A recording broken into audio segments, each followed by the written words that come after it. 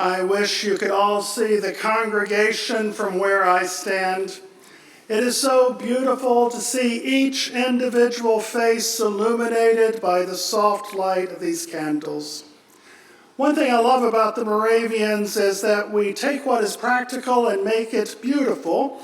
The red paper on your candles is to protect you from dripping wax, but it's also beautiful, and it's red to remind us at Christmas that the person that we adore shed his blood for us.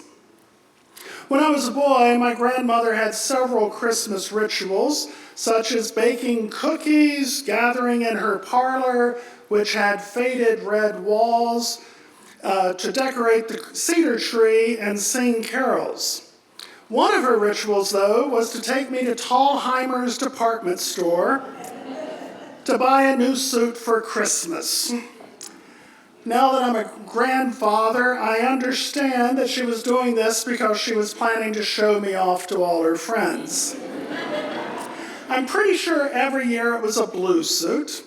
Of course, when you're 6 or 7 years old, a new suit is not what you're most looking forward to for Christmas.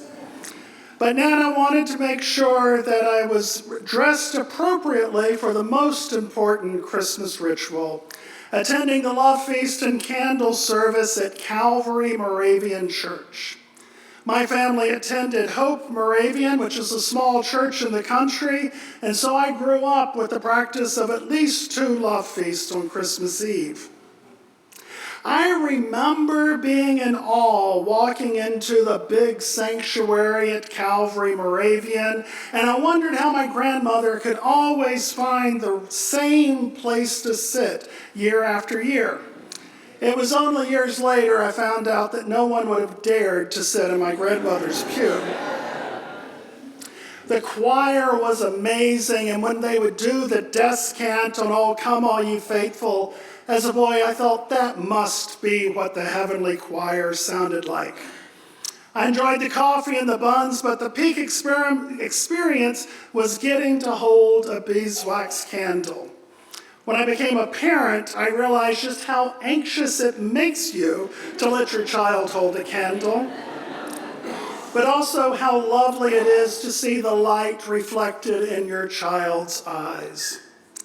I remember one Christmas Eve when I was in 1st or 2nd grade. It was before I'd gotten my first pair of glasses. I was wearing my new suit, sitting next to my grandmother at Calvary Moravian, proudly holding my candle and loudly singing off-key. And my Nana whispered to me to keep my candle upright, lest I drip wax on my new clothes. But with my astigmatism, it looked straight to me. Since it wasn't dripping wax, I figured there was no problem, but she was worried, so she told me again, a little louder, to keep it straight. And I tried, but she was still not satisfied. Finally, she reached over and jerked my candle upright. Hot wax flew onto my hands and onto my new suit. I almost cried, but what was worse when she looked at me and said, "I told you were going to get wax on you." My grandmother of blessed memory that evening did something that I think we Christians are all too prone to do at some time or another. Sometimes we Christians worry too much about what other people are doing or not doing or doing poorly, instead of worrying about our own behavior. In our righteous zeal to correct them, we can cause more harm than good.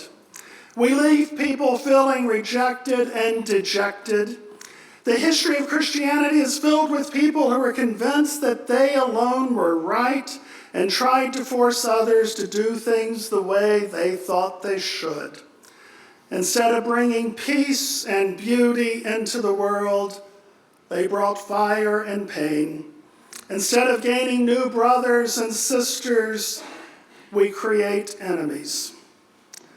But the message of Christmas that we heard in the Gospel of Luke is that God looked down from heaven and saw what a mess we had made of our lives and our world. Rather than condemning us, God chose to come into the world as a child. One of my favorite lines from A Christmas Carol is the phrase, "Mild he lays his glory by."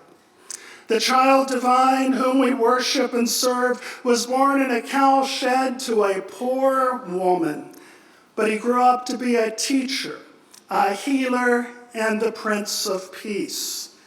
Each year we symbolize the coming of Christ into the world by gently passing a lit candle, a small flame to our neighbors, young and old. And then on the last verse of our last hymn, we will lift our candles in unison to illuminate this world. It is a beautiful tradition that teaches us what is most important, that we go into the world sharing the light of Christ, being careful not to burn others in our zeal.